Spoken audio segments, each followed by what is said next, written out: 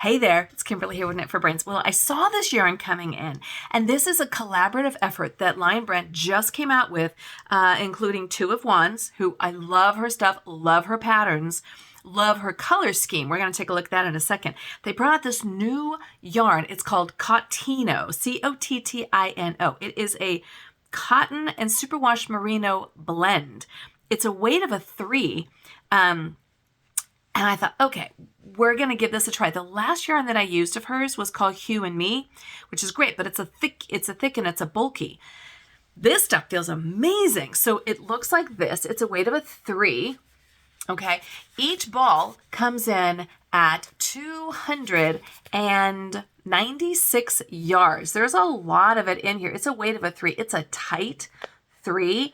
The feel, and it has kind of like this sheen to it, is awesome. Just amazing.